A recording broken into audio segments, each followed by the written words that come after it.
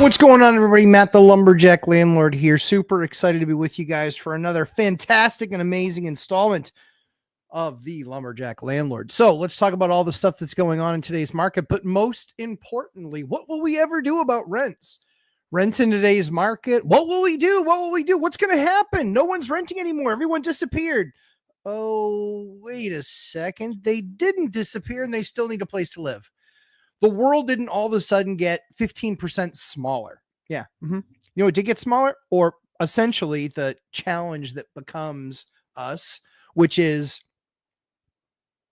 more inventory coming on the market.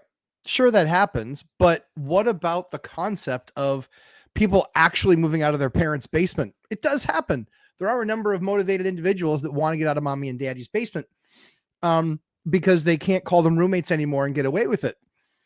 So I think what's really interesting, and I think what we're going to continue to see, is what we just saw ourselves. You know, we had a spike in tenants leaving going into the spring season. It was a spike that we hadn't seen that percentage of rollover, I think probably in the last, 5 or 6 years.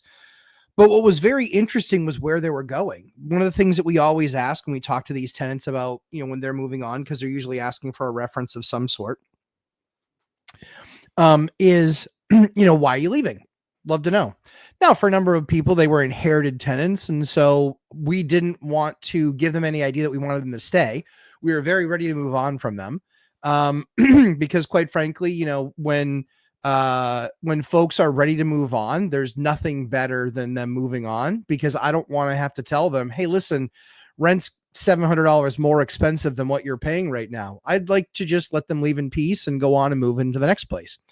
So the cool thing about this is that, yeah, we saw, I think 8 or 9 units give notice basically and say, hey, we're going to leave in either the next 30 or 60 days. I think what's the most interesting about all of this, I'm just going to mute my phone. What's the most interesting about all of this is that, you know, we hadn't really seen that before. So I get concerned and I say, okay, what's happening in the market? It's always important to stay vigilant, stay on top of things. So as I'm looking at the market and I'm saying, hey, you know what? We've got a bunch of people that are moving out. 8 out of 153 units. It's still by no means a crisis. We're talking about 5%, you know, not really a big deal. But one of those things where it's just more kind of interesting. I'm like, that's kind of interesting, because if you had 20 units and you had one person moving out, would you get all flustered? Well, no, it's the same thing with us with about 160 units. We're not getting all flustered that 8 people might be leaving. No big deal. But we still want to understand it. So in talking with them, what we found with 4 out of the 8 was that they were being qualified for a place that they have no business getting qualified for. They are unbelievably underqualified to be renting out those places. Most of those places will put them in the 50 to 60% of their income going to rent. 50 or 60%. And keep in mind, they're so smart that they're doing that by choice. That's right. They've decided. It is decided. For those of you who are league fans out there, you know exactly what I mean. It is decided. So that's the interesting part about this is that they decided to make this move. I don't know if they don't know how to do math. I don't know what it really looks like from their perspective, other than the fact that they applied, they saw the place. They obviously love the place. Is it nicer than my place? Yeah, absolutely. It's about $1,000 a month more. Some were 800, some were 1,200. And I'm sitting there laughing because I'm like, dude, you had trouble paying your $1,700 rent. Now you think you're going to pay your $2,500 a month rent?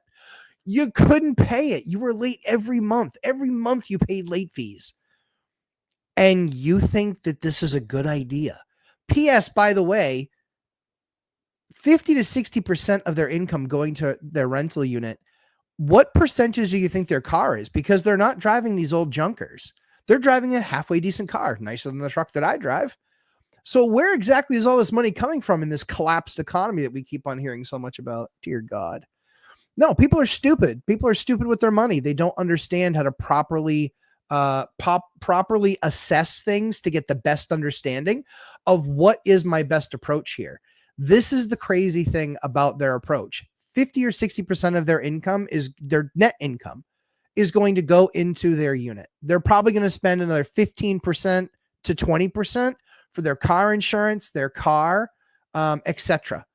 So you're 70%, 75% pot committed.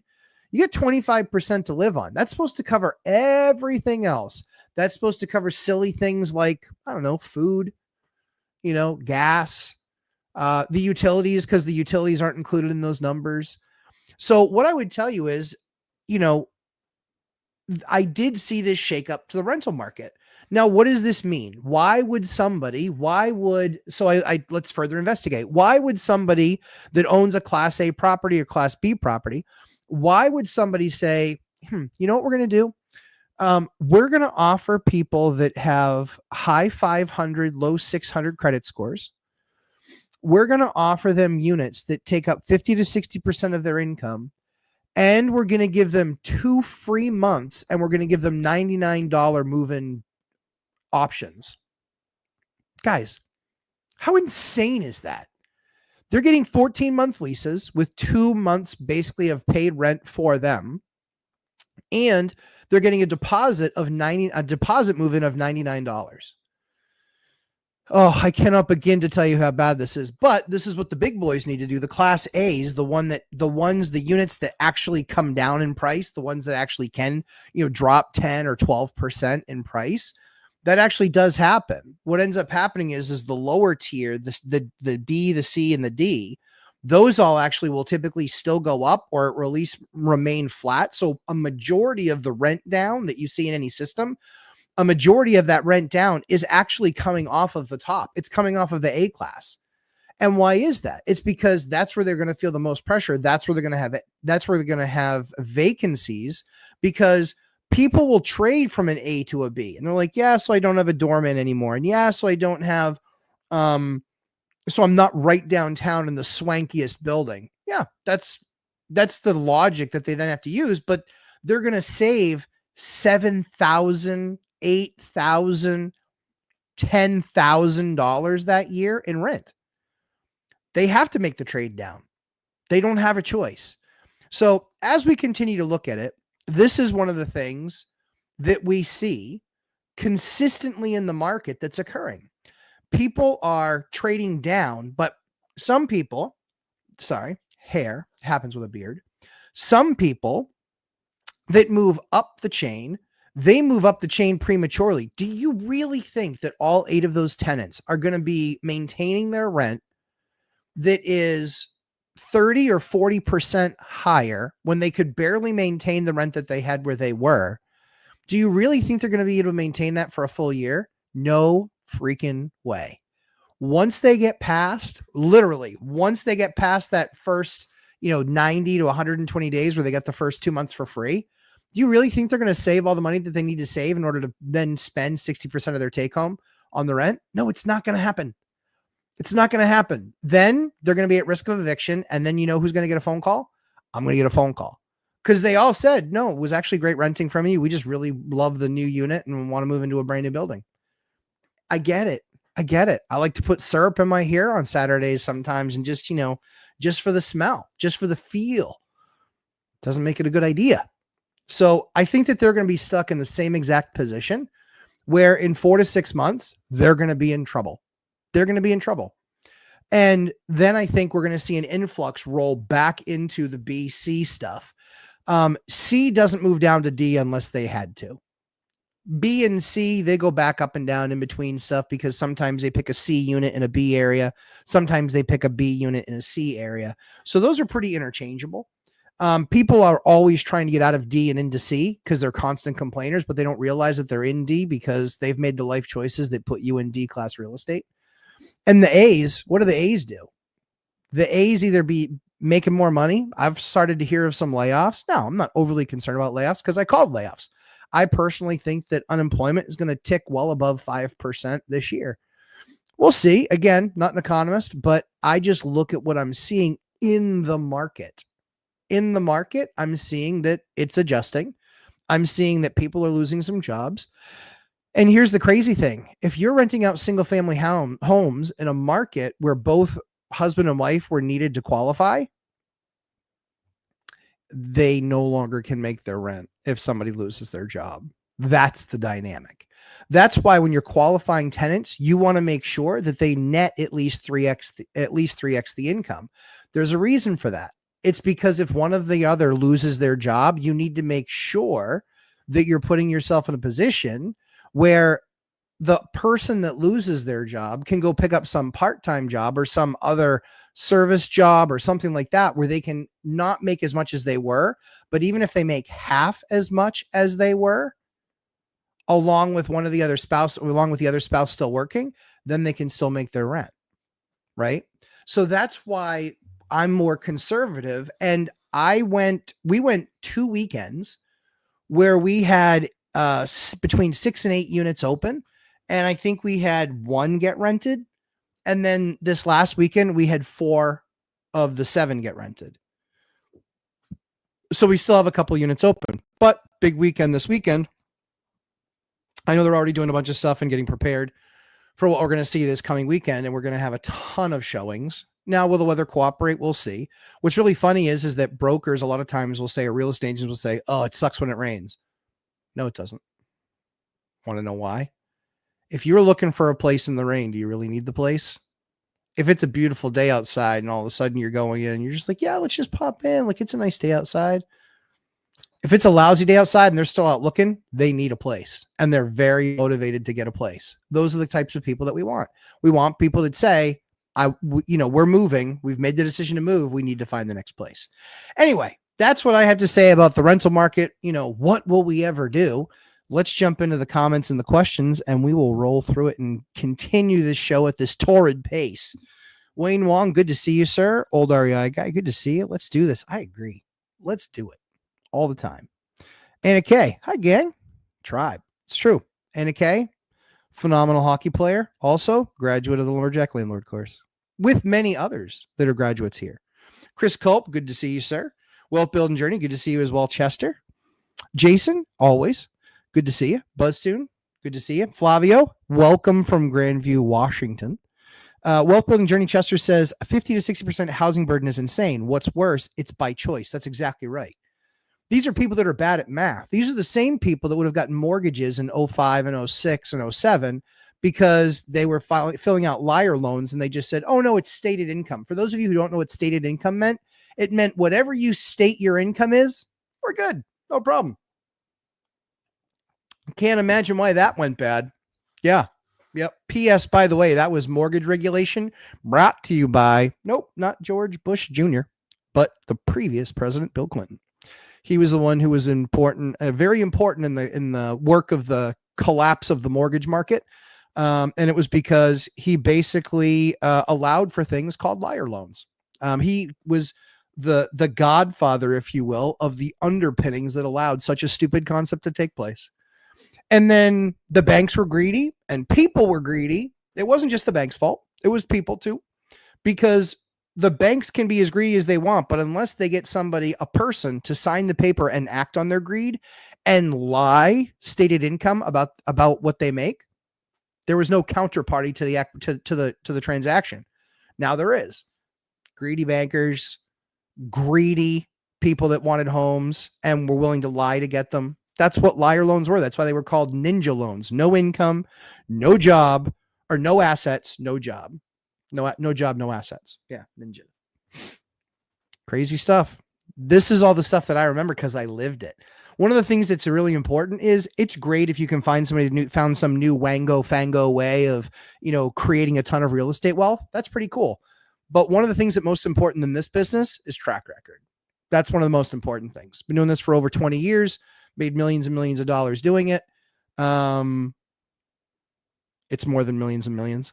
But that's what you're looking for. You're looking for that street cred of somebody that's lived through markets, lived through downturns. What I would argue is that a lot of these people that started in real estate in the last 14 years, they have no clue what's coming. They have no stinking clue.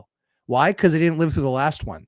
The last one was nasty and disgusting. Will this one get nasty and disgusting? Will this downturn get nasty and disgusting? Who knows? Impossible to say. Don't have a crystal ball, but I can tell you what I am prepared to have it get nasty.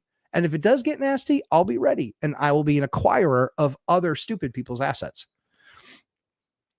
Ike Hobbs, hey from the Midwest. Ike, good to see you. Brett, MKE Investor, good to see you. Chester, that sounds like those former tenants set themselves up for failure for a long time. They did. They've been living paycheck to paycheck. 69%, the numbers aren't wrong. 69% of people live paycheck to paycheck. Well, what happens when you just increased your cost burden of living by 15 or 20%? I literally said to one guy, because he did contract work for us, so he get a special deal. So I said to him, I go, do you know how to do math? And he goes, well, what do you mean? He goes, they're giving me 2 free months and a $99 move-in. I go, and what happens month 3? He goes, well, yeah. Then he's like, we'll figure it out then. Oh, that sounds like a wonderful strategy. I don't see how that could fail. Hey, Brent, see you in 6 months, bro. Robert Farinelli, hello, Matt. By the way, your kitchen backsplash sucks. maybe if you don't know how to apply it right. Just saying. Master Coach University, OMG, that intro, real estate domination. Yes, sir. It's going pretty well. Again, it's one of those funny things where, guys, even 24 years into it, when I see in like a 5-day period that I have 8 units that are going to turn, I'm like, what is going on? But I investigate, right? But you still get that like lump in your throat. Like that still happens even at our size. And even with the number of units that we have, you still are like, damn, what is going on? And these aren't, some of the units are cheap. Some of them are $1,200 or $1,300 units, and some of them are $3,000 and $4,000 units. We have a unit that's $3,500 that I think they're out of at the end of the month. Now we think we know what we're going to do with that unit, but TBD, that's what's going to happen. Trade bidder. Evening, everybody. Agreed. The job market, it's scary. Yeah, it's very scary. I think, certainly if you're out of work or if you're in a company that is ripe for downsize because you walk through the halls and you're like, what do you do here anyway? You could be like my buddy Kerrigan and be a professional fluffer. That could be your job. Robert Farinelli. Just kidding. My kitchen sucks. Backsplash looks great, but when I need to make 4 separate cuts around an outlet, countertop, microwave, and cabinet edge, it drives me insane. Totally agree. Not say, but the beauty of it is, yeah, you might spend a day doing it. However, what's the other option? Pretty expensive. The grumpy contractor. Hey, everyone. Working on demo first 2 doors, waiting for Matt to come out with the corn of California to help me. I am not helping you. I will give you guidance, but I will not. No more. I had to grab my bag of tools maybe like a week and a half or 2 weeks ago. And then I got on my knee to fix something. And I was like, I thought I had people that do this for me. Is what it is. Alyssa M, you made it. So good to see you, Alyssa M. You're amazing. BF, good evening, Matt, aka Lumberjack. What's your full opinion on these tariffs? So my full opinion on these tariffs is that I think it's funny when people have a negative view of the tariffs. And here's why. It just proves to me that you've never negotiated a big deal in your life. Like, we would negotiate deals. One of my jobs in the company that I worked for was to negotiate contracts. Now, they would make some ridiculous, outlandish offer, and it would depend on who the customer was of how you would handle that.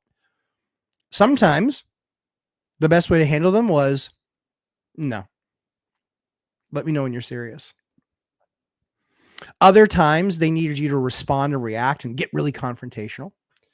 And other times they just needed to hear you laugh at them, where you were just like, yeah.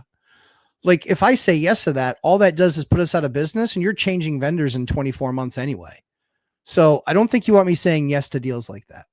So while we can certainly be aggressive and get you across the goal line, happy to do that. Happy to continue to be your vendor.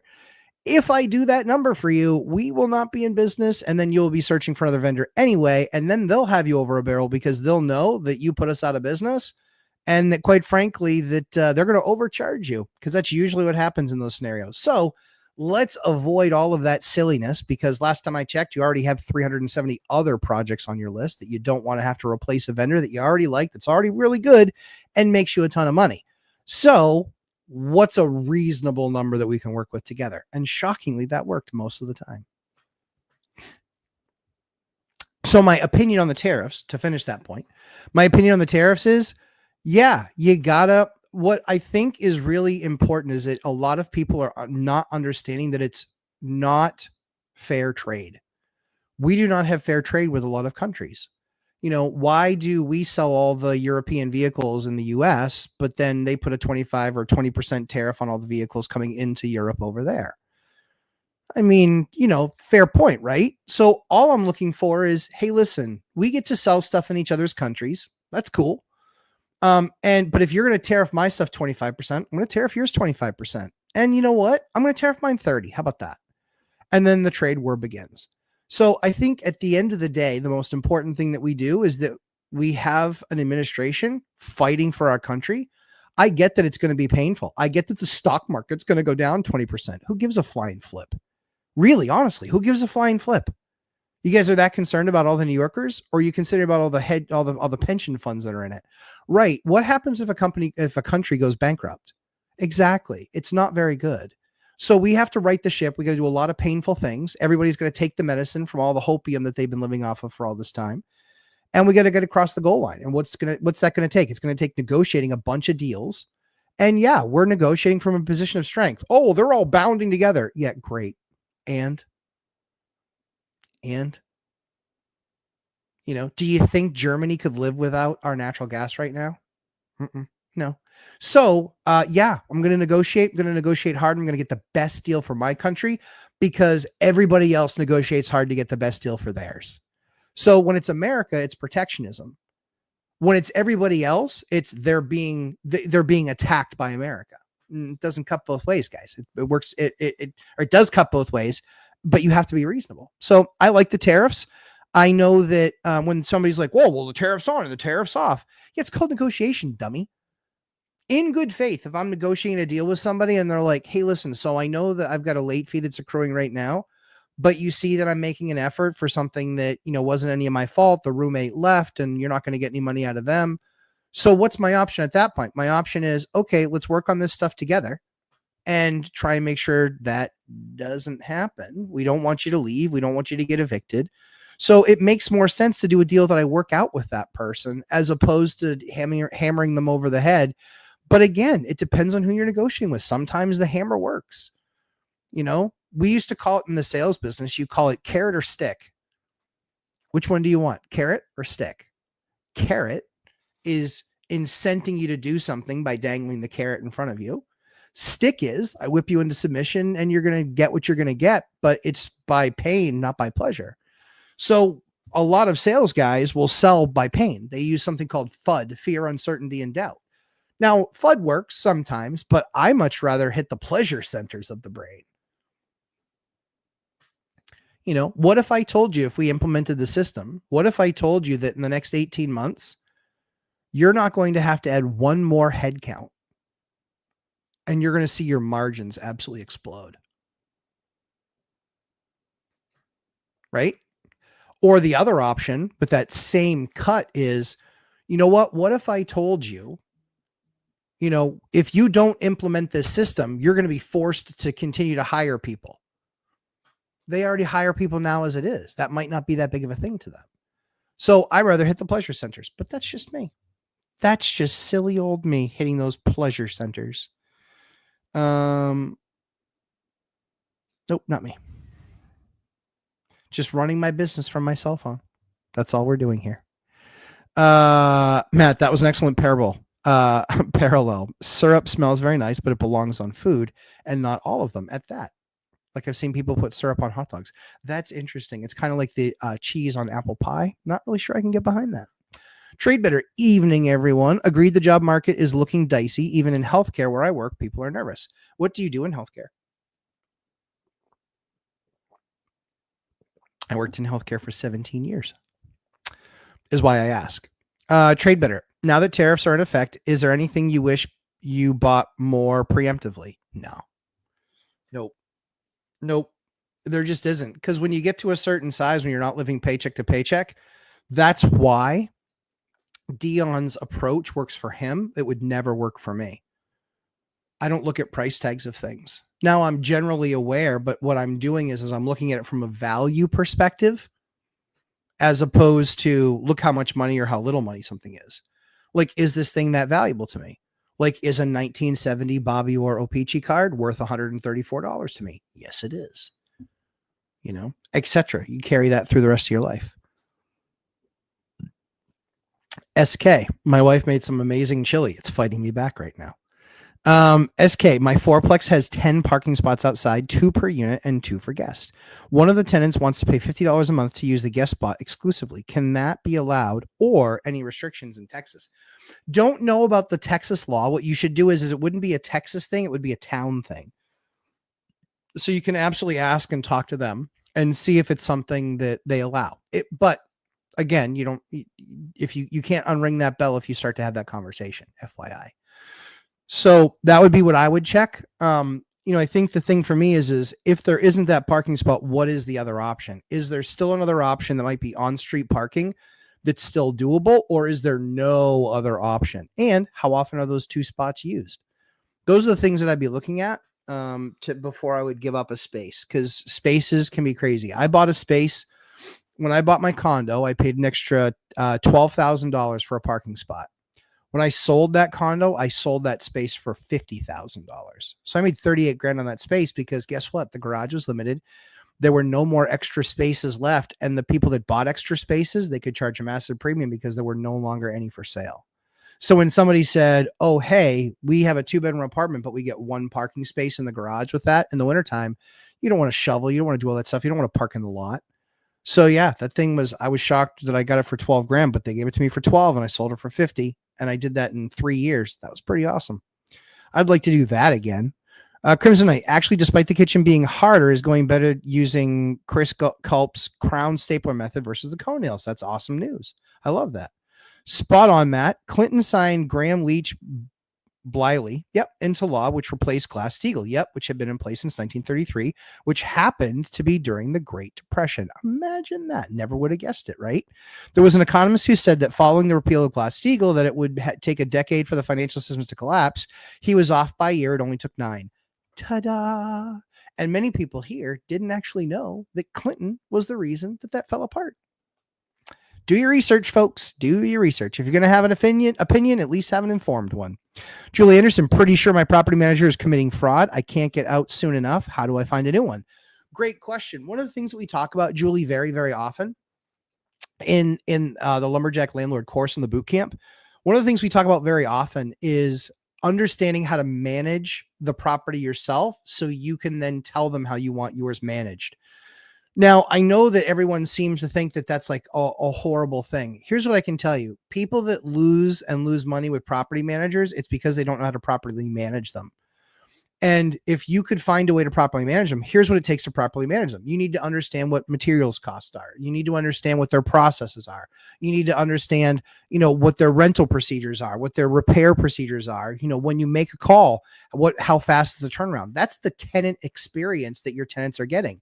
If they don't have a great tenant experience, they're going to go, and that's somebody walking away, for those of you who don't know. So when they actually walk away, then what do you have to do? They get paid again to find another tenant. Then they put the place back together. Guys, none of this stuff makes sense. So the people that don't understand how to manage their own properties and think I can just hire a property manager, guess what? They're probably ripping you off. Here's what I can promise you. They're making more than you on your property. They're definitely making more than you. Do you really think that somebody that services something versus the person that owns it should make more? Probably not. I don't think that's a really good idea. So that's the concept behind the course. That's why I made the course, was because I wanted to teach people how to set up their business where they could run it remotely themselves. They could do it all from their phone and creating a network. And then they're in the position where they then largely don't have to take on a real property manager. They can do a property management by proxy. It's what I call property management insourcing. I can't call it PMI because too many people would get it confused with private mortgage insurance. Let's see. Adam Schiffler, what about OPC units? Yeah, there you go. Well said, Adam. So OPC units, that's a kind of hockey card for those of you who don't know. Big into sports cards, absolutely love them.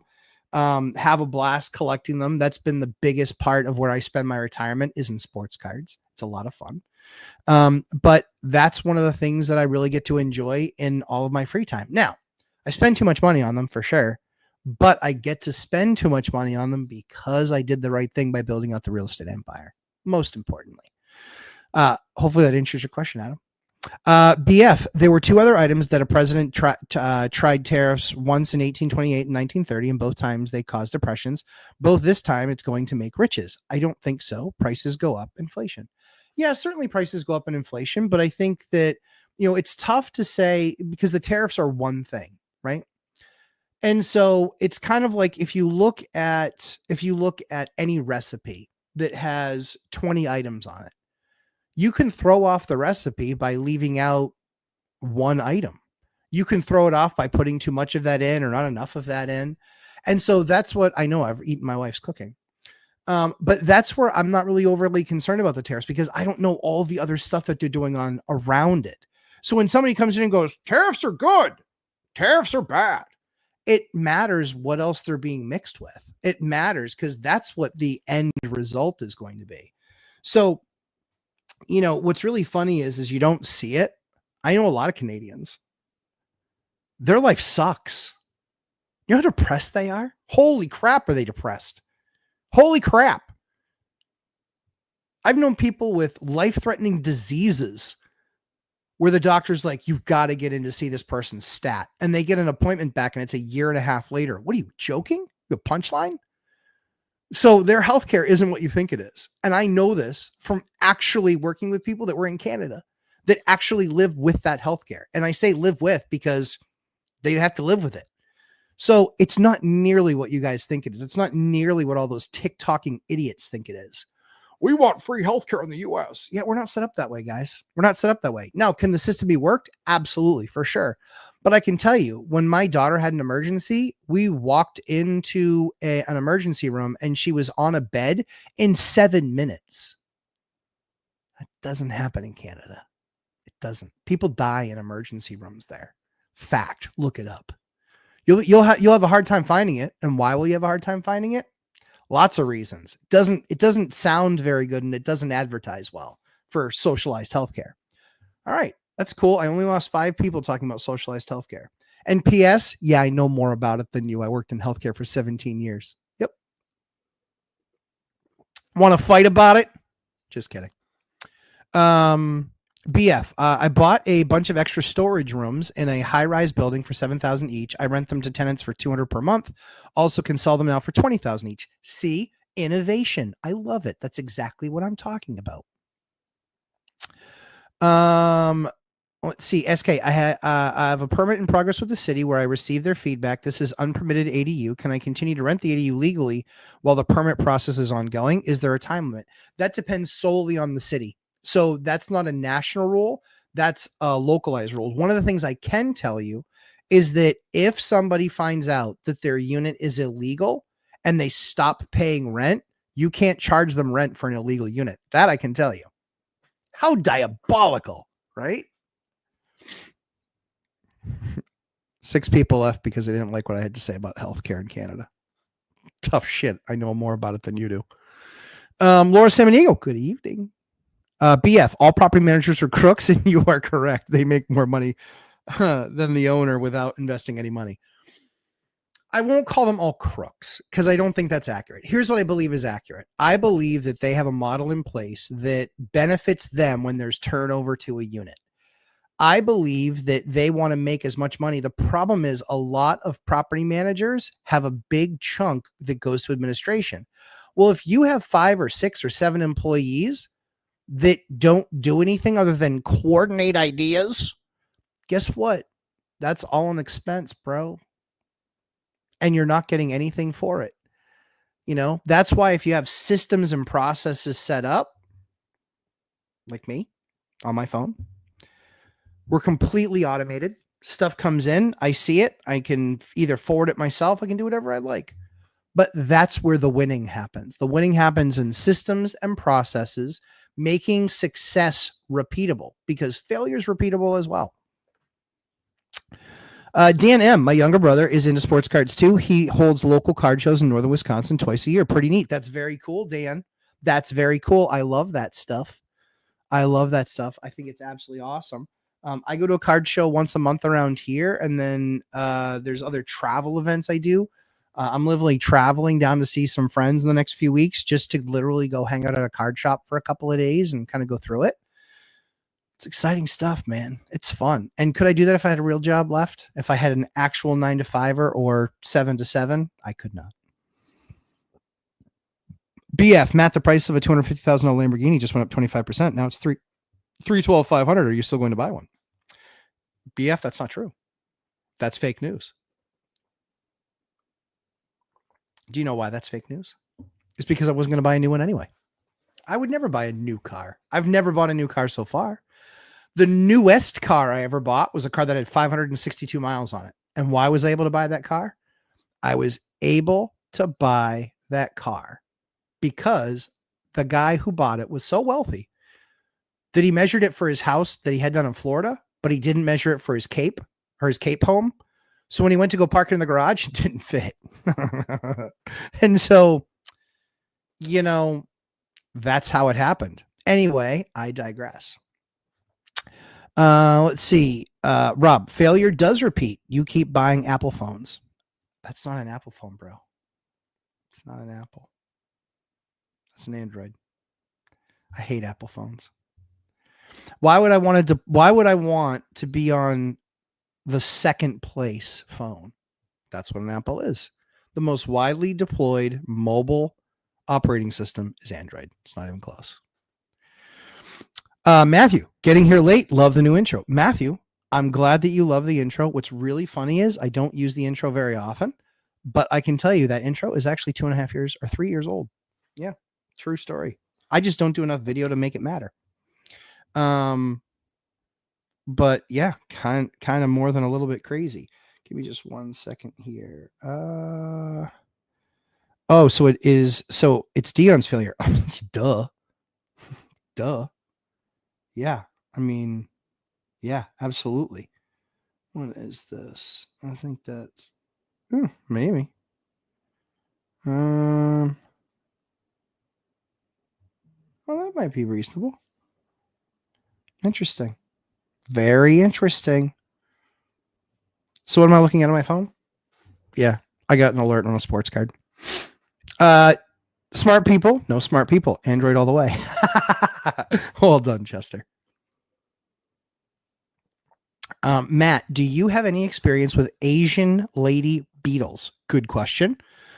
One of the units in my new to me but very old fourplex has a porch-esque room that has a few of those beetles that are usually slow moving. So I don't have any specific experience with them, but here's what I would do.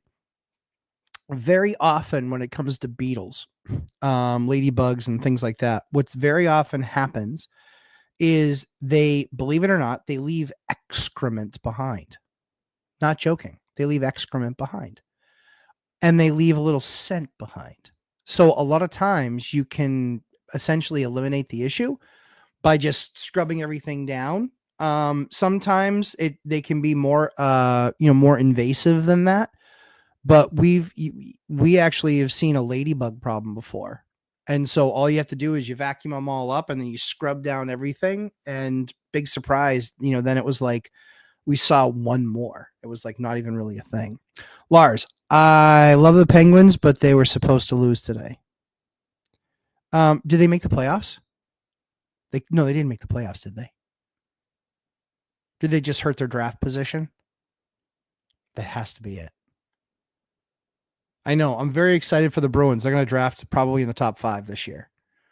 Draft in the top 5. Now, the only problem is we have a complete garbage for a CEO and owner of the company and owner of the Bruins. It's quite obnoxious, quite frankly. Quite obnoxious.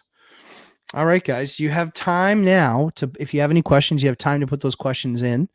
What are you dealing with? What do you think I can help you with? What's an idea that you might be thinking about where I can tell you don't do it?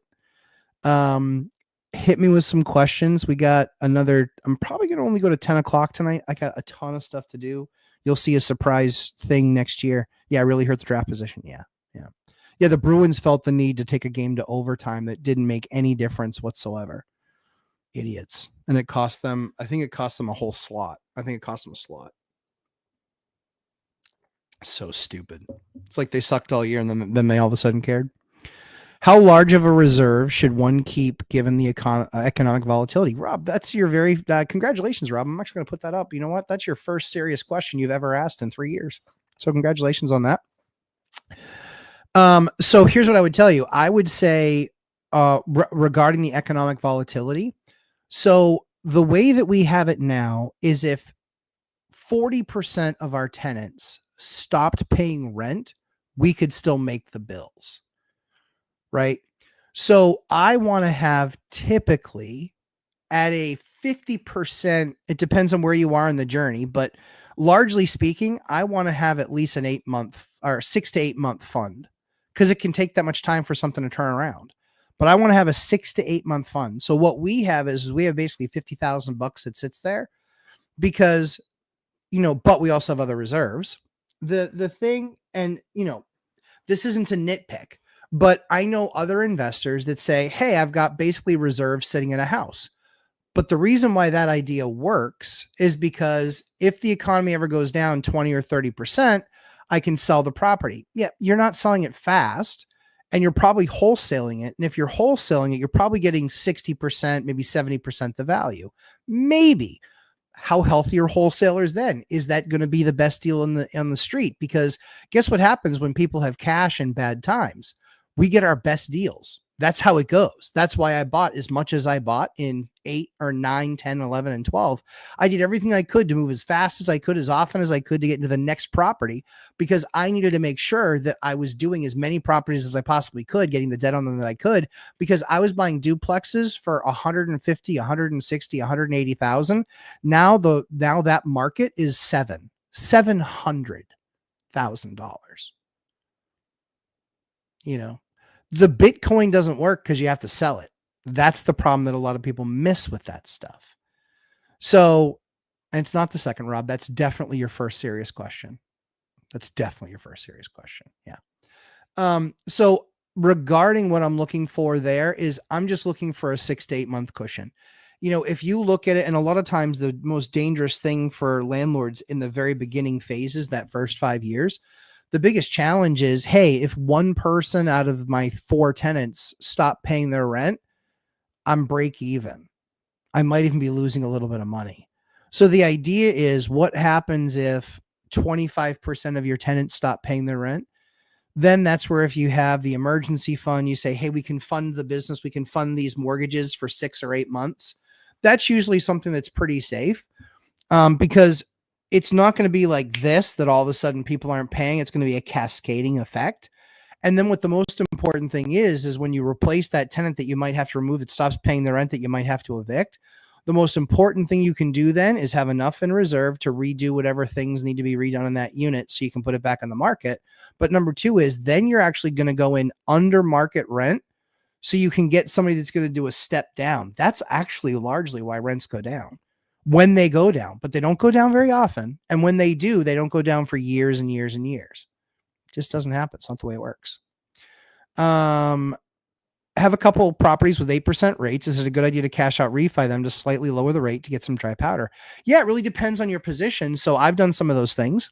I've certainly traded out of assets. I think what's really interesting is the refi thing. You have to find the bank. When banking is going badly, when the world is going badly, the biggest issue in the world is going badly is that cash becomes tight. So then banks will not drop the rate, even though the rates have dropped. That's the crazy thing.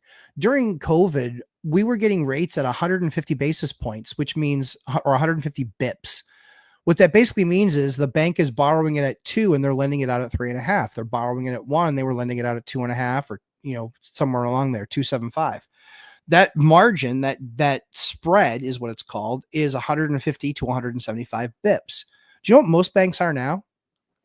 275. Why is that? It's because they need to make up that much money, right? They're playing makeup for all the time that they didn't get their 2 or 2.25. Now they're getting 275. So now if the rate on the 10-year is 4 or 4.5, adding 275 to that, or what's their lending facility? Where are they borrowing that money from? It depends, because they can borrow it from different places. One of the things that's cool about credit unions are not for profit. So usually the cost of their funds is lower because the only funds that they're using are the funds of their customers. So very often they're looking to put that money to work, and they put it to work at a lower price. But they put it to work at a lower price, but they have to be far more conservative because they're all about capital preservation, whereas banks are about growth and earnings. Ta-da. And any of you bankers can toss in your opinion there. So to answer your question, SK, yeah, I'm looking at any deal. I'm looking at, are you in deals that are 30-year fixed rate debt? Does it make sense to look at a DSCR where it's 30-year fixed rate debt? If you then go to redo that rate, are you able to pull any money out of that asset? We're doing one, but we own the asset outright. We're doing one with Convoy right now where we're pulling out, a decent sum, maybe $250,000, maybe a little, I think it's a little bit more actually. But that's going to be at a 50% loan to value. Don't really care. It's fine. What caps how much I'm pulling out of that is how much money I'm making on it because it's DSCR. Hi, Key. Good to see you, pal. Robert Fernelli, do you have the video downloaded or do I need to do another WeTransfer link? Send it again via WeTransfer. The one that I had expired. I couldn't get it to work, but I did WeTransfer with somebody else. I made a tweak on my machine. I think I'm good now. So WeTransfer. Yes, sir. Wealth building journey. That was hilarious. It's like the second. No, it's not, Rob. SK, in your experience, does having REP status trigger an audit? Real estate professional status? It doesn't trigger an audit, but we got audited. But we were doing REP for 4 years, I think, and we got audited. But there was I don't know how much correlation was there. There isn't a direct correlation to it, but you certainly have a higher likelihood of being audited. But I have an idea. Have the right tax team, have the right tax accountant, and understand exactly what your risks are. That's the way to do it. Robert Fernelli. Another thing I noticed about the backsplash, the reflection helps hide gaps. So that's nice. Yeah. So true. You can still take, depending, like I still like to paint it like the raw metal. A lot of people just think it's like too bright. I like it, but some people need it more muted. And then when you decide to paint it with something, just get some sort of caulking that you can lightly put on to close off the lines. And then when you paint it, then it actually looks like it was always that way. It looks like a sheet at that point. It looks like a perfect blend. Dan M, do you typically set up your units to have in-unit laundry if they don't already? If it depends, what does it depend on for you? Dan, great question. Actually, fantastic question. So yes, I like my units to have in-unit laundry. The biggest challenge is how challenging is it to do in-unit laundry? Believe it or not, the most difficult thing is not getting supply lines to that. The most difficult thing. So supply lines are the easiest part. And that is the water, the hot and the cold that actually gets to your washer dryer. So that's the easiest part. The more difficult, the next most difficult thing is venting. What do I do about venting the thing? Right? If it's a third floor, it could be a huge pain in the ass. If it's a second floor or a first floor, that can be a huge pain getting that thing properly vented. Venting can be a huge, huge pain in the ass. The second thing, or the third thing that's the most difficult is the plumbing from a drain perspective. Having to have at least, I think it's a 2-inch line, having to have a 2-inch line up. And then, where do you put the washer dryer? Like if you put it in a closet, you take up closet space. So that's the fourth, that's kind of the one of the ones that's part of the equation is where do I put the units? So as you take yourself through that process, right? Those are the 4 things that I'm considering. There's some units where it's just like you pay $1,000, like in my market, a studio might be $1,000, $1,100, $1,200. I'm not going to give you one. Like it's going to be, if it costs it, cause you could be talking about $3,000 worth of plumbing work and venting work that has to happen. The other important thing is, can you make it look good? That's why I like a lot of in the smaller units, 1 and 2 bedroom units. I like the all-in-ones because you toss it in, you leave for work and it gets washed, it gets dried, and then you're getting home and you're folding it. That's a nice kind of life fluid type of thing. The other thing is it's not double height, so it doesn't take up this big, massive amount of space, but you guys will see something cool that we did over at the jail.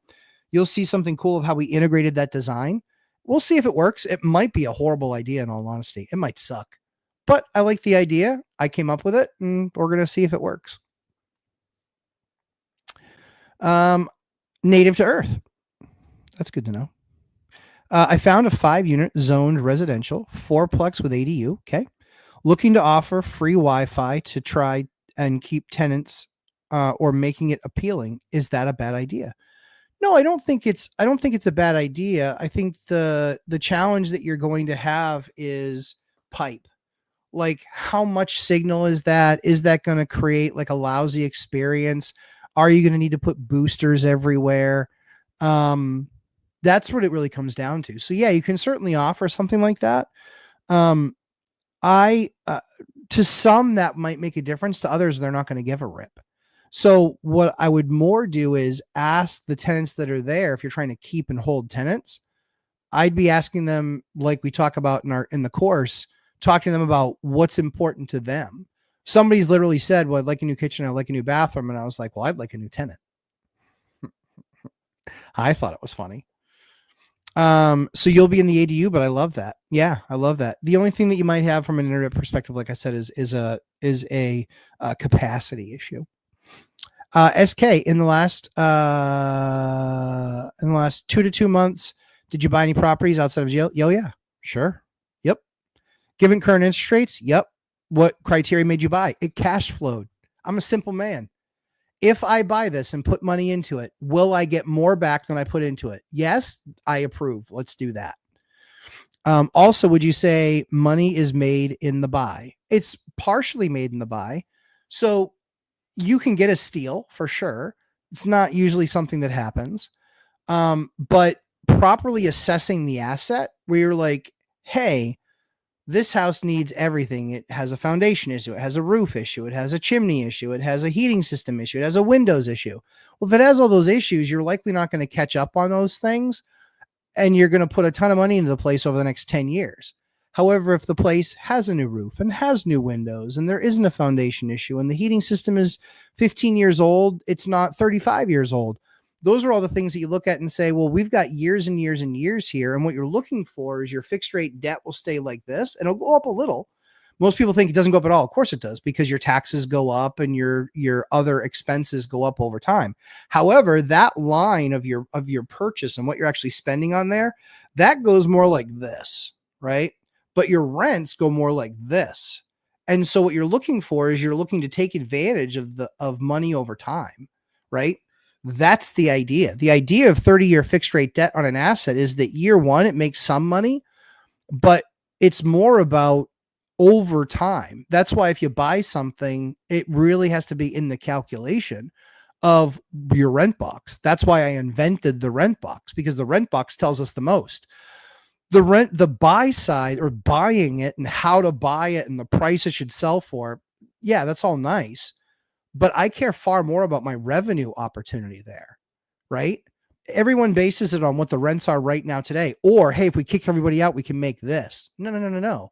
What you want to be looking at is, can I cash flow day one? And then over time, just because we could have 5 years of flat rents. We could have gotten all of our appreciation in the first half of this decade. We got 30, 40% appreciation. That doesn't happen. That usually happens like 3 to 5% every year. And so then at the end of the 10 years, we're at that kind of a number. But largely speaking, the math holds pretty true. Every 10 to 12 years, rent doubles. So what I'm looking for is that continuum. I'm looking for the building needs to be all redone, but I'm buying it as such. And then I'm going to get paid back a larger percentage over time. And I'm vastly increasing. Like I told you, my record I set last year, I took a unit that was rented out for $12.95 and it rents out for $35.50. I redid the unit. I spent about $15,000. I converted a space to another bedroom. But that was all there for the taking. And so that one unit makes $2,300 more a month. Now I bought that property in the upstairs. That upstairs makes $1,400 more a month than it used to make. And then the other two units, they make $700 more than they used to make. Now we had to put some money in and make some improvements. But, now you're talking about, in the grand scheme of things, you're talking about an extra $4,500 a month that building makes that it wasn't making before. That's a lot of money. That's all profit. And to get to that money, what did I have to spend? Like 45, 50,000 bucks. That's where you're looking for those assets that you can actually turn into these big, huge cash machines. Stabilization optimization. Yeah. So yes, you make money on the buy. That's not the only thing. Stabilization and optimization are far more important than what you bought for the property for. They just are. I want a cash flowing asset that over time, the rate of the debt is fixed and it will go up marginally, but the rents will continue to track and get larger, increasing more and more margin. That's why time is the most valuable thing that you can have in the real estate game. Time is the most important thing, because the stuff that I paid and bought 20 years ago, even the stuff I bought 10 years ago, it doesn't matter as much that the property's doubled in price. That's nice. And that's cute. I don't largely care about that. What's more impressive is that the rents have more than doubled. Well, I'm still paying the same $2,200 mortgage. Now, we took the opportunity to refinance a lot of that debt. That was the better idea. So we took the opportunity to refinance a lot of that debt. That worked out famously for us because we refied a lot of that debt. So we now have a newer, higher payment. We make less money on the unit, but that's by design because I want to pay a bunch more taxes on income. But that comes through being able to rehab the unit, stabilize it, optimize it. And now I just have to go, that unit is optimized. It's doing as well as it's ever going to do. And so now I just have to maintain the optimization, but we've made all those changes. And now that's where you get a rocket ship effect to the margin that you're making on the given asset. So good questions. Wealth building journey. What I'm seeing for the playoffs: Winnipeg Bombers versus St. Louis Blues. Dallas Stars versus Colorado Avalanche. Oh yeah. Oh yeah. Guys, playoff hockey is just sick. Freeman Lumberjackers. What's up, bud? Toronto versus Ottawa. Oh man, I just would love nothing more than to watch the Leafs fall again and have them lose to the Senators would be even better. The Capitals are going to annihilate the Canadians. It's going to be fun to watch. So excited for NHL players. I hope Ottawa takes it. Don't we all? Then I can hear Maple Leaf fans cry more. Oh, dude. Biggest bunch of wussburgers in the league. SK, is $5,000 for a cash out refi of a property in this market reasonable? $5,000? It can be. It depends on what the rate is that's correlated to that. So what I would be doing is I would be getting quotes from 3 or 4 places. It's not a matter of going with a broker and then saying, hey, find me the best deal. You can do that with a broker and they can find you the best deal, but you should be forming relationships with small local area banks and credit unions, because you want that relationship to pull on to say, hey, I've been with you guys for years. You see the stability of the asset. You see that it makes a lot of money. The margins continue to improve, as you see in my taxes and my returns every year. This is the deal that I want to do with this. Do you realize that I don't take the deal that they offer me? I get to have a conversation. That's all I want you guys to be able to do, is have a conversation with the banker to be able to get to where you need to get to. SK, who's your tax CPA again? Remember you mentioned them earlier video. So now is the time, if you want them for 2026 or 2025 taxes, Maine Bean Counters. I don't know that they're taking on any more clients because they grew a lot, but they're worth their weight in gold. Love it. Hey, Josh Coster. Do you recommend Convoy loans? Yeah, I do recommend them. Yep. It was a good experience. They made good progress. It's pretty digital. It's not very heavy. The rate is, competitive. So yeah, I like them. I like the process. Jonathan was who I worked with. Jonathan Wu. Fantastic guy. Josh Coster. Besson said that there needs to be a Bretton Woods 2.0. How would that affect rentals? What do you think they want to change? So don't know what they want to change. I can tell you that if it's going down the path of, well, we just need to build a lot more housing, public housing. We all saw how that went. Look at the projects in Philadelphia. Look at the projects anywhere. The projects were that experiment. It didn't work very well. Doesn't work very well pretty much anywhere. It's usually crime-ridden areas. Sorry if you don't like that. That's just the facts. But the government doesn't do very well with it. What they do very well with is partnering with private ownership. Now they give up something there. And everyone thinks that, oh, that's something else. Yeah. Show me all the things the government runs really well. It's not a long list. I appreciate that they're there to protect us because I love troops. I love our troops. The challenge that you get is that there's still a ton of waste, fraud, and abuse in that with mismanagement of things. And that becomes a challenge, but you can't really have a state militia that would put us back a few hundred years. So that's one thing that's really important, but we'll see how the rest of the pieces unfold. See, the issue is like, we're in the first inning of the game, right? We're not even in the bottom of the inning yet. And everyone's like, what a failure. What are you talking about? What are you talking about? Because somebody got a hit? Like, that's not it. Like, you got to let the thing develop. You got to let the thing develop. It's got to develop. It's going to take some time. And that's okay. Sometimes you got to do some really hard, bad, awful things, ripping the Band-Aid off. That's why they call it that, because it hurts. And it's to get you on the path to something that's far more sustainable. Guys, we're not on a sustainable place. We're not. Do math. We're not in a sustainable place. So we're going to have to rip some Band-Aids off. We're going to have to make some adjustments. That's just the way it goes. If they came to me tomorrow, even though I paid into Social Security, and they said, hey, the retirement age for somebody in your age category is no longer 65, it's 75. I'd say, okay, fair enough. That's what it has to be. Like, we got to get that. When that came out, life expectancy was 65. People weren't expected to be on it for a very long time. It was to kind of help out the end stages of life. And now people are living 20 years past that pretty easily, like consistently, and so Josh, I don't know. It depends on what parts they want, because they haven't said that yet.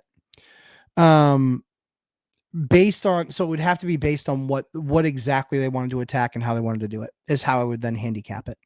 Mark M. Hello, everyone. Hey, Mark. Good to see you. Wait, I said Winnipeg Bombers. It's the Jets. Yes, that's okay. I knew what you meant. Dion, what are you doing? It's 9:51 here. That's fine. It's like 3 a.m. there.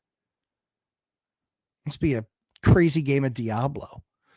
Dan M. Awesome, man. Thanks for the great answers. Always appreciate it. We did go with an all-in-one for the one unit that units have in-unit laundry hookups already. Getting that this Saturday. That's awesome. Yeah, the GE one is the one I like the most. They make a small one, which is a couple cubic feet, which is perfect for studios and one bedrooms. And then they make a 4.5 or a 4.8, 4.5, 4.8, and that's perfect for the bigger units. I can't believe Dion's up right now. Dude, you're crazy. You're crazy. Man, sorry for all the gasping for air. That chili was really good. It's just killing me. Okay, but how do I find a new PM? Well, that's the thing. That the idea is that you find a PM through committee. Finding a PM that does it. So, how many PMs have you ever had? You ever like any of them? What are we talking about then? Right? Not to be rude, but that's the way I look at it. Is if basically most PMs suck, why would you want help finding a new PM? Think of it like the Moneyball concept. The Moneyball concept, if you don't know what that movie is, has Brad Pitt and that fat idiot from Superbad, Jonah Hill. But you watch that movie and the concept is that if you want to play the game, if you try to play the game like everybody else, most of them still lose. So why not do it a different way that actually puts things in your favor that they don't have? And that's what I like about it. You're going to vastly increase your margin. And so it might take a little bit more time, effort, energy to set up, but well worth it. That's something I wouldn't trade for anything. Putting in that effort, building a foundation, having systems and processes in place is what's critical. It is. It is. Jay, NYC, good to see you, sir. Would you recommend A, continue at current job and get second job to maximize income? B, spend 2-ish months upskilling, intensively working PT to get higher pay, all while looking to buy a house hack? Ooh, I mean, that's really, so obviously not nearly enough there to have me make a decision for you. But But for me, I always believe in heading down the path where I'm going to get paid the most for the job that I do. You can always get that second job, but how much more valuable do you become if you're upskilling and then you have, more credentials than 90% of what you do out there? That's value. That's value. So for me, based on my personality, I'd rather do that, get paid the absolute most for what I'm doing, and then spend the other time doing other, crazy things. And what crazy things is, I might still get the second job, but I want to spend all my focus on getting the most I can out of my core job. That's why it worked so well for me, is that I was a sales guy in a software company. I wanted to maximize my income there. So I worked my butt off and I did everything I could to win deals there. So when I went out and I had to go to a property or do something, it was at 7 a.m. Way it goes. It might be on a lunch break, but it was pretty rare. I think I can count on two hands the number of times I took a lunch break to go do something at a property. Very, very rare. So most of the time it was meeting an inspector, meeting this person, meeting that thing after 5 or before or just after 7 a.m. Usually the 7 a.m. is what works the best, because I wanted to be sitting at my desk before 8 a.m. every single morning doing my real job, getting ready for my day. SK, 2 tenants who signed lease 1 year before now want to renew separately, not together. If they do not come to an agreement, do I let the lease expire, return deposit, and list again? So I don't know how that works in your state, but in my areas, we're not allowed to rent out by the room. You just have to make sure if that's allowed. So if they have 2 separate leases, then technically you're renting out by the room. What I would say is and I don't want to give up the joint and several liability. I want them both on that lease, because then they're both obligated not only to themselves, but to each other. Then that peer pressure has a wonderful way of working itself through things. Robert Finley, I went with your satin clear coat idea with no paint, still reflects, but toned down. Yeah, that's the easiest way to tone it down. And the nice thing is you can tone it down more just with more coats of that. Flavio, I did an offer a year ago on a 3-plex. It was rejected, though still on the market, and now I'm resending my offer again. I heard the owner is ready for lower offers. I wouldn't send him the same offer. We call that we need to assess a penalty. And the penalty is you didn't listen to my offer, you didn't take it X amount of time ago. Now I'm going to come back to a lower offer, and then they can feel like they won if they got you back up to the number that you were willing to pay anyway before. So I'm not offering that same number.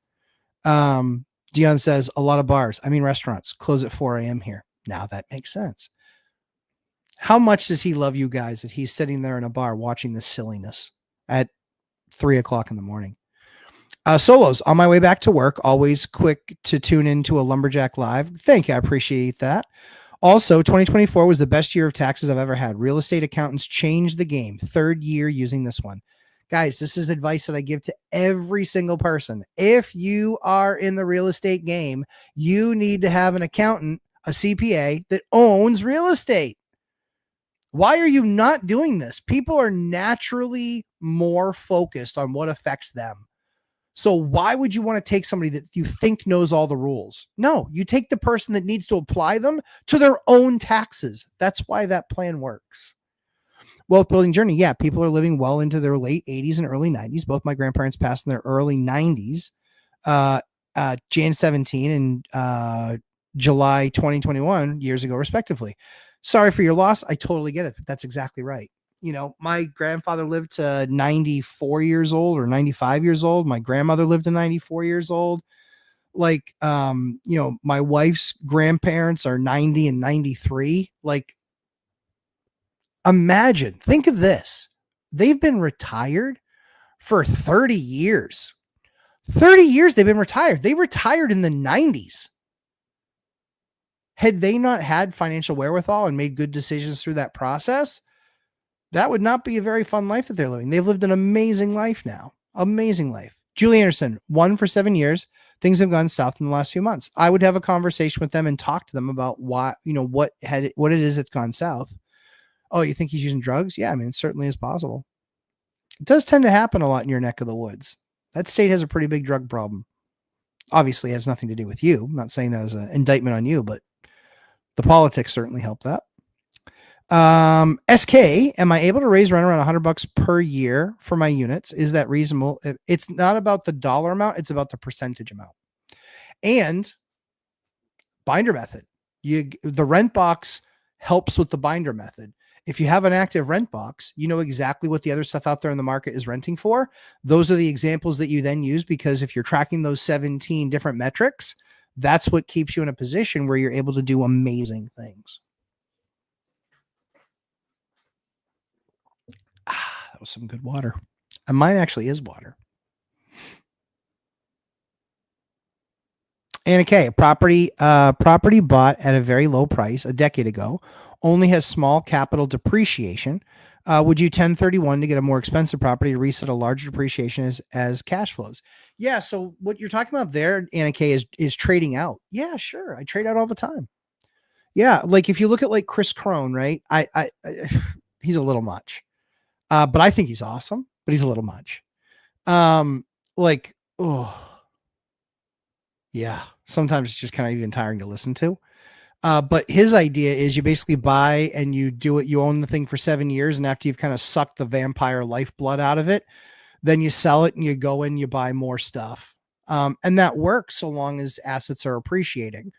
I don't know how long he's been doing that for, but let's say he's been doing it for the last 15 years. That strategy worked. Will it work for the next 15? We'll see. I don't think it will work nearly as well. I think it'll be a lot. You'll end up holding those assets longer. So yeah, I would definitely consider doing a 1031. The reason that you consider doing a 1031, the challenge is, what is the debt on the place that you have? And then what's the return on that capital? The reason that people do a 1031 is because they want to get access to not the 70% loan to value. They want 100% loan to value. They want to get all of the money out of the asset.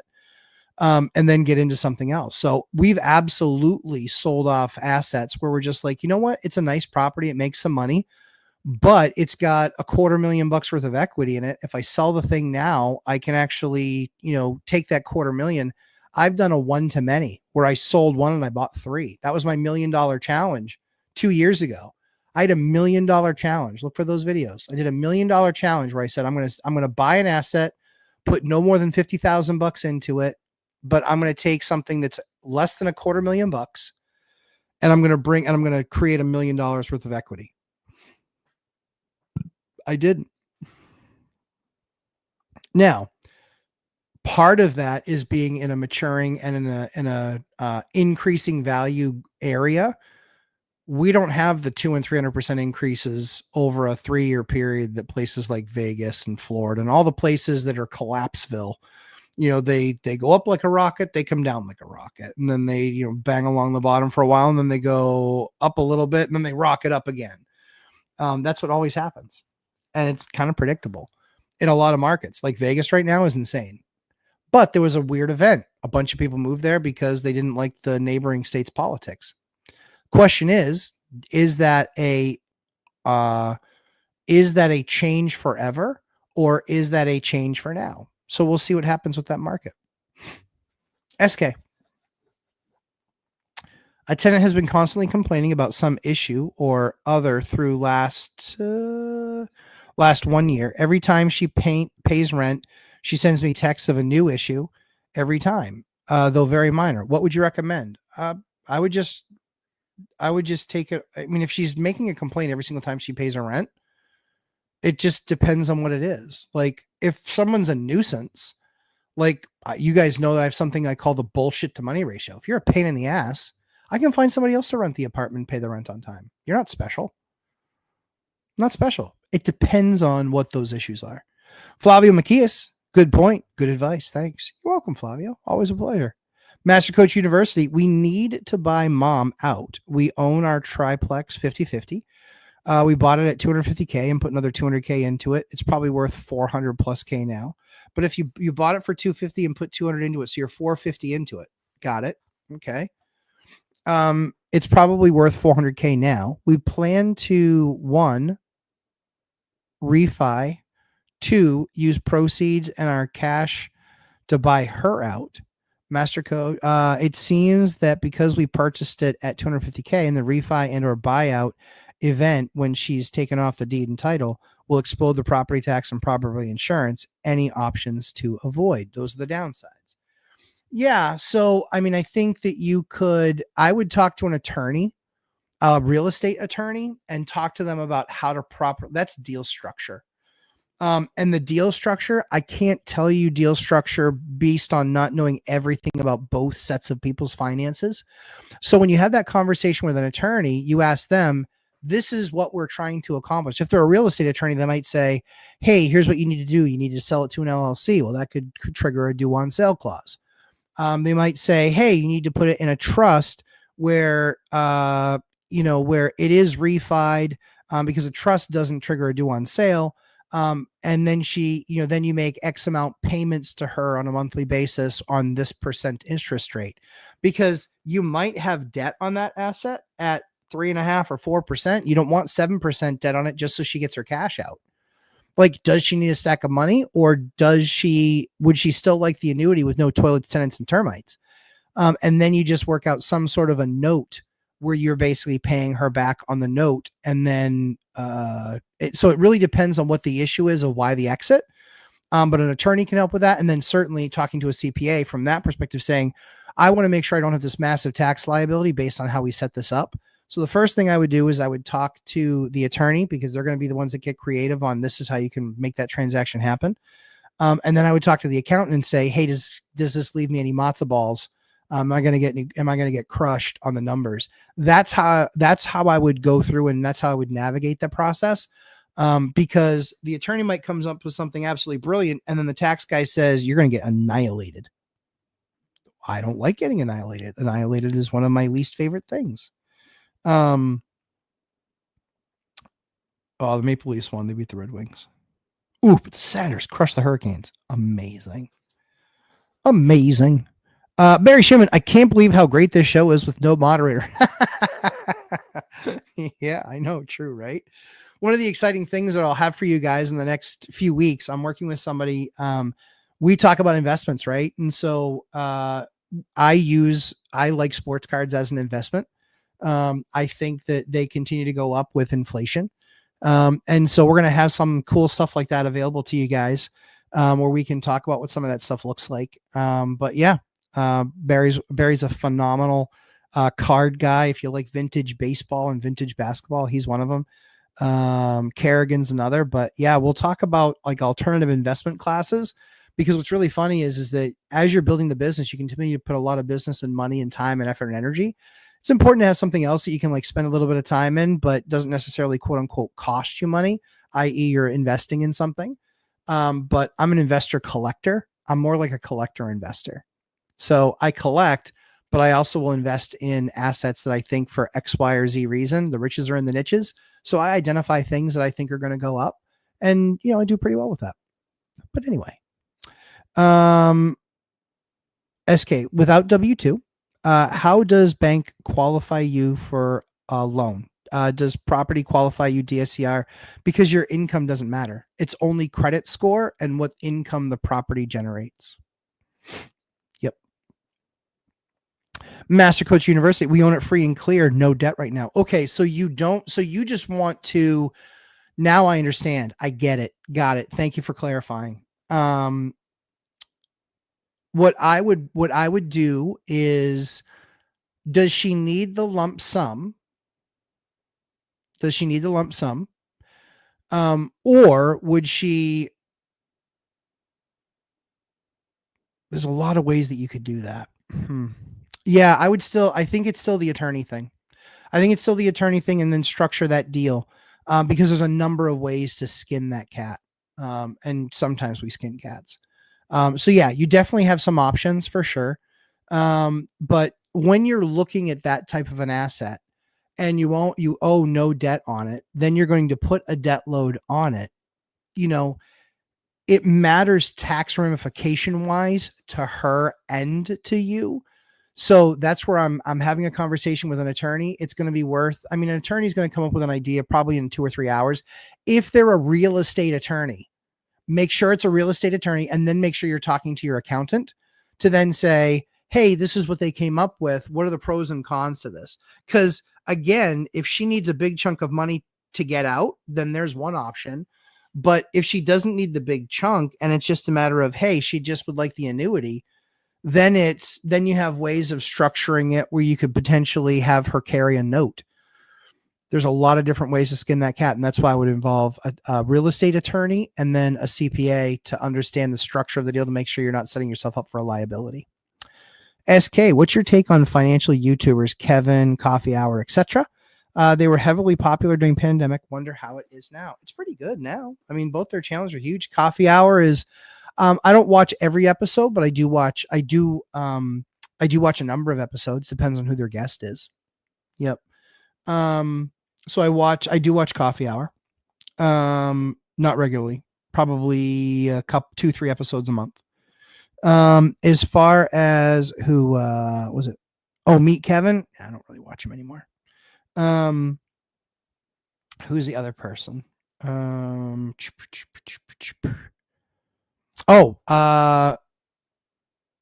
is it called? Financial Audit with Caleb Hammer. That guy's a spaz, total and complete spaz. And he does a lot of drama for the cameras. But one of the things that you can watch is if you watch episodes consistently, what you can find is trends. And so he's always talking to people that have bad finances. Okay. What are the trends in their bad finances? Interestingly enough, here's what the trends are. People don't pay their taxes. Not joking. Like 90% of his guests don't pay taxes. They're behind on paying their taxes. That's one really important thing. Second thing is they all have massive credit card debt. All of them have massive credit card debt, or 98% of them have massive credit card debt. So they have low credit scores. Well, that's why Dion and I talk about it all the time. Credit scores is where it's at. The income thing, and this is something that I firmly believe. The income piece of this is, as we look at a person that makes $10,000 a month, well, they might spend $13,000. That's the other trend that you see with his show, is that people are like, yeah, I bring home $4,000, $4,500, $6,000, $8,000, $10,000 a month. And he says, great, tell me how much money you spent this month. And they never get it right. Ever. People don't live on budgets. They don't work with budgets. Like, there was somebody that was like $4,300 a month was their take home, and they were spending $7,000. I'm in debt. I'm drowning. Yeah, no shit. Now, the problem is that it's all unsecured debt, but that will destroy their credit, their debt load. Like, it just gets nasty. Then they're never going to buy a house. That's what makes you a tenant forever. The issue is I still need to make sure you're paying your rent. So that's the other piece of that. HOA Prez, happy Easter to you, sir. It's not how much money you make. It's how much money you save. It's how much money you keep. Yeah. So I'm not particularly a saver, if that makes sense. But I am a value-based investor. And what that means is I create as much revenue as I possibly can, but then I'm not a saver per se. I'm more looking for value. Anytime my money goes to work, it brings back a bunch of its friends. That's the requirement. Anytime my money goes out, it brings a bunch of friends back. HOA Press, financial literacy should be mandatory before you graduate from high school. I totally agree. Yeah, it's no brainer. Yeah, totally agree. Master Coach, hold on one second. So we may want to buy her out first and then refi. Yep. Versus refi and then buy her out. Yep. We may end up doing a small amount of owner financing with her on this thing, but she want to get her a lump sum ASAP if possible. Yeah, I think so. I think the key is structure it properly so she doesn't have a massive tax burden. Yep. That's why it's critical to go down that path. SK, why don't you release an audiobook in addition to boot camps and courses? I don't know. I probably need the time to write the book or even just speak it. Yeah, I don't know. I think it's because, what we talk about, I mean, think about it. I spend an hour and a half every single week and I talk about something completely different every week. So yeah, I don't know. Listen to all the shows. Lawyer first. Yes. Lawyer first. Yep, for sure. Because they're going to be able to come up with the structure of what is going to be legally acceptable and not trigger something nasty, like law wise, like if she passes or something like that. So combination of two, you're going to spend some time going back and forth. talk to the attorney about, hey, structure, and then talk to the CPA about, hey, what are the pros and cons financially of this structure? That's what I would do. HOA Prez, you need to invest, but you have to save until you have the capital to invest. Yep. Yeah. I mean, I'm always kind of putting money to work, like always putting money to work. And so, I do get your point. The idea is that you always want to be, looking for that next place to invest, or saving for that next place to invest. But, there's a lot of people sitting on a lot of cash right now. And the problem is, when stuff goes on sale, but there's a ton of cash in the market, well, that's buoying up and keeping afloat that stuff from really hitting a bottom. So from my perspective, I rather look at what the value is of any deal, any deal that's being worked on. I rather look at that. Excuse me. I rather look at that and say, oh crap. Never mind. I just missed something. But I rather look at that and say, hey, as I'm looking at this deal, I can put money in it right now, but maybe I could get better money, or maybe I can get better return. The biggest mistake that people make, literally, here's one of the biggest mistakes that people have made in 2024. Instead of stabilizing and optimizing their units to get the utmost rent they possibly can, they went out and they forced to buy another asset. That's not where it's at, guys. When I update a unit, when I bring it from stabilization through optimization phase, I can make 30% on my money. I can a lot of times make 100% on my money. That's where there's value. I'm making 100% return on my money. That year, I will get all of the money I put into the unit out. Check out the Instagram. I did a before and after of that unit. That unit was $850. That unit was $850 a month. We got rented within it being finished. We got rented within 2 weeks, and we were rented for $1,500 a month. I forget exactly what I spent on that, but it was less than 10 grand. Less than $10,000 I spent on that unit. So I'm going to do, so sad for me, $650 a month times 7, 7,200, put 10 grand in. I'm only going to get a 72% return on my money. There's no asset that you're going to buy that's going to give you a 72% return on your money. Shut up, Bitcoiners. Because you have to sell. You have to sell, and then you have to pay the taxes on it. So that's why I don't want to hear the Bitcoin thing. And it's completely unreliable. Everyone said when it went to like 109 or 114, it's going to 200,000. It's at 80 something. Yeah. Now, if you bought it at 19 and you wrote it to 119 or 113 and you didn't sell, great. Congratulations. You didn't lock in the win. But now that it's down at 80, you didn't lock in the win to that level either. There were plenty of people that bought 83 to 109. Where are they now? They're underwater. Now, they don't lose until they sell. But when you sell, you still have to pay. You still have to pay a gain. And Bitcoin sitting there doesn't pay you. Doesn't pay you. My asset pays me. Good evening, Matt. I like the new intro. That's pretty awesome. Thank you very much, Summertime Santa. I appreciate that. SK, thank you for your valuable thoughts, Matt. Have a good evening. You too, SK. Buzz Tune, do you plan to hold ETH for a long term or had other exits? No, it just sits there. It just sits there. I have some NFTs. They just sit there. I have some ETH from those NFTs. Just sits there. It's fine. It's fine. It's literally just there. It's the same thing. I literally have a 401k that literally just sits there. And it's invested, but it's invested in, whatever silly stuff that they decide to invest in. I don't care. Don't care. It's just free money sitting there. So we're not doing anything with it. I don't actively manage it. I get my statement once a month. In all honesty, I don't even look at it because I don't care. It's just going to be there. Elf on the shelf. Free Mandela. Look at my big black cack. That's illuminating. I mean, it's perfection. We'll put him in timeout and see if he can act like a normal. But my guess is probably just another brokey. 3 guesses. First 2 don't count. Does he rent or not? Oh, yeah.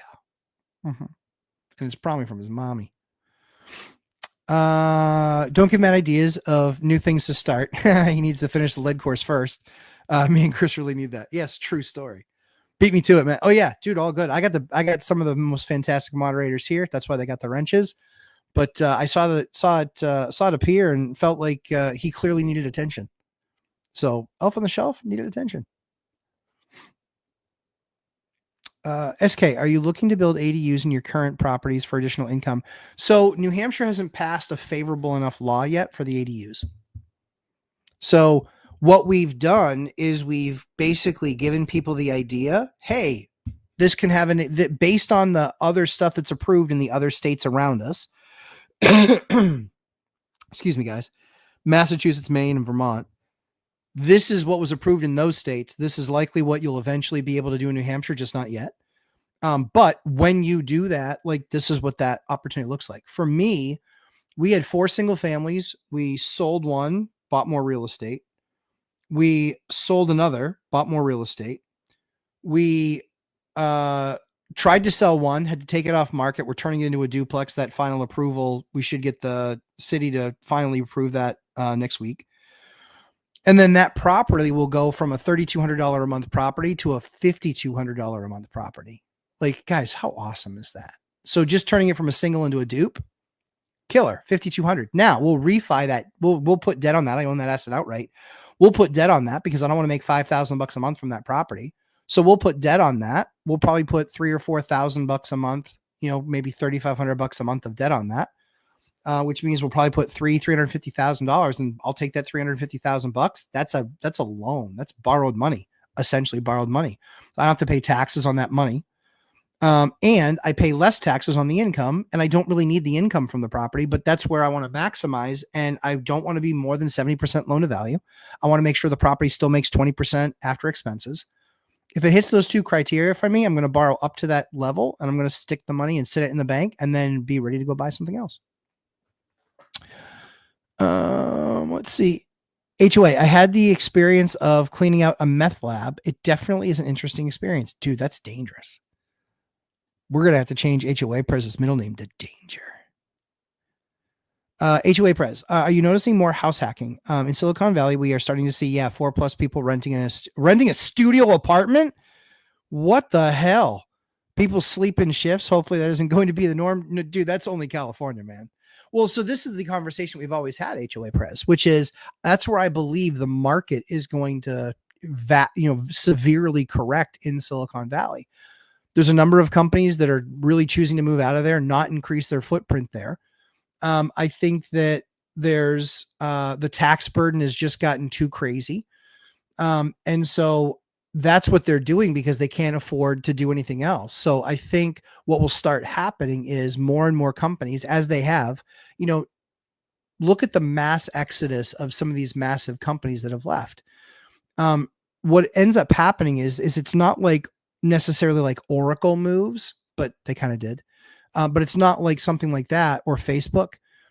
It can be for some companies that big, but usually what ends up happening is the formation of business slows, or it's smaller companies that say, hey, we can get a lot more talent because we can go remote. There's no reason for us to be here. And that's what ends up happening. CA crashing would be better than CA becoming the norm throughout the US. Yeah, even the so-called cheap parts of the US are no longer cheap. That's not true. There's lots of cheap parts of the US. There really honestly are. There really are. Silver Eagle. Trump is negotiating an awesome deal. He's a strong businessman. What a joke. I mean, I think you're a joke, Silver Eagle. Based on all your experience of negotiating multi-trillion-dollar deals, what do you know? Give me a break. What a clown. More stupid. Yeah, more stupid. Yeah. This guy's run businesses. I can't even run my own finances, but I know better. Okay. Yeah. Let's all tune to Silver Eagle's channel. What daily dump do you have for us, pal? Yeah. Come to my stream. I'll mock you. I don't care. HOA price. CA crashing would be better than, yes. So CA will correct for sure. Look at their budgets. Like they're getting crushed. Because now everything's not moving like it did. So, and there are plenty of affordable parts of the country. I mean, there honestly are. There honestly are plenty of parts of the country because so many people can work remote. People want to live close to work. That's fine. There's still a lot of people that work remotely. Still almost 50% of the market. Yeah, I mean, we're not hailing King Trump. He's just smarter than some dipstick who calls himself Silver Eagle. So there you go. See, you spend up enough time on here and you get some idiots. It's all right. It's all good. Algorithm must be changing again, bringing in the trolls. Yeah, I don't mind. They can bring them. I appreciate the internet bringing them to me. Then I can out them as the idiots they are. More likely the tech business migrates to Asia. I don't. Yeah, I still don't see that. I see that there certainly is the opportunity for things to migrate to Asia. That being said, the dream of India, the dream of resources in India, it's not the dream anymore. You're talking about over the last 20 years, you saw people that were in India doing jobs for $1,000 and $2,000 a month. That in the US, that was a $10,000 a month job. That gap is definitely closed, but now it's actually earned and based on experience. And I can tell you, I work with a couple of phenomenal companies that had 500 to 1,000 assets in India. And the amount of structure that they had to have, they knew that they were paying, so the numbers work when you're paying 25% the amount that you would pay in the US, but you're going to spend 50% more money managing those assets. So, so I've done it. Been there, done that, got the t-shirt. HOA Prez, I'm on welfare, but clearly Trump doesn't know anything since he's a billionaire. Therefore, I'm HOA Prez nailed it right there for sure. Yeah. Hi, I'm an idiot. I don't have any money, but I'm in here commenting in streams where people make a lot of money. And the guy who's got billions of dollars, he's an idiot, doesn't know what he's doing. I'm smarter. Yeah, honestly, what credibility does Silver Eagle, who lives in his mommy's basement, have? None. HOA, time will tell. What I do know is that the top 10 Putnam math winners are coming mostly from Asia. Granted, that might be something doesn't matter for 80 years. Yeah, I mean, I think that, certainly a number of them are, but if it were so awesome, why are so many of them educated here in the States? So, yeah, I think it's going to be one of those things where, again, I think it's impossible to make decisions for what's going to impact things 80 years from now. I think largely that's difficult. Yeah. All World Construction LLC, good to see you. What about more video of doing the things you talk about, like the process of getting a duplex approved as opposed to just talking about it? Watch more videos. I do it all the time. There's tons of videos out there. Yep. Tons of them. Did you look at the series where I actually show you how I'm doing a house flip with less than 20 hours into it and I'll make 6 figures? Did you see that one? So yeah, if you're going to show up in the chat and be a doofus, I'm going to call you out as being a doofus. So that's what we talk about, but I actually am in the field. You might want to look at my Instagram and actually see the pictures from me being in the field. Or you might want to look at the hours of video that I have just on that house in just the last 90 to 120 days, where I will make $100,000, which is still a pretty good wage. Yeah, well, it's there, but I'll make $100,000 in less than 20 hours of work. Oh, I don't mind. Chester. It's fine. I don't know that he's a troll. He comes in and he says something, but go check it out. Go watch the videos. I show you exactly the process. Well, now who's being silly? I don't have Instagram. Well, I can't help that. But the videos are on my channel on YouTube. Literally walking through the house. And I counted that time. I spent 4 hours. 4 hours doing videos, and I counted that as part of my time there. That's how much money I'll make doing that deal. But those are all skills that I've learned. And that's all the stuff that we teach in my course is how to do what I'm doing. Hey, Deconstructing. Good to see you from Reno, Nevada. Swinging the lumberjack. Trolls. Yeah, it's fine. HOA Press. I remember calling my dad a dumb SOB and got the response, son, you can call me anything you want, but don't call me dumb. Yeah. What's really interesting about things is how quickly people can, dump on something that makes a ton of money that's legal. Yeah. Asking me to show it. No. What your comment was, You don't have IG. All of the data is there, but you said as opposed to just talking about it. I don't just talk about it. That was accusational. You're making an accusation that all I do is talk about it. You're factually wrong. You can go buy some $20,000 course and learn what you're doing. So the doofus part comes from you were accusing me of only talking about it when I actually have videos of me doing it. I would say that somebody that can't search or look on a channel for the video before they ask for it, I think that kind of gives people an opinion about you. But what do I know? So yeah, I think it's interesting. I think that when people have gotten any business successful, I'm always curious. You know what I don't do? I don't ask people that don't make a ton of money how to make money. If all they can do is talk about it, but they haven't actually done it themselves, then what are we talking about? It's kind of silly.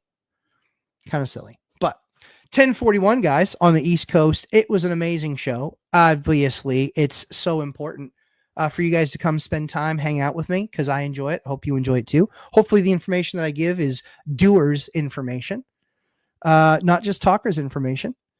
Yeah, all good, Chester. It's fine. All World Construction. I don't have the title All World Construction, but I bet I own a lot more units than you. See, I'm a 7-year-old. It happens.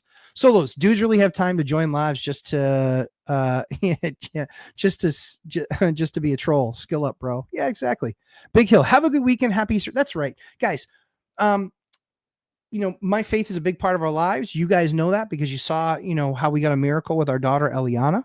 And so we are blessed. She is still cancer free. And so we are always and eternally grateful for the miracle that we got with our amazing daughter. Happy Easter to you guys. I hope you guys have an absolutely amazing Easter.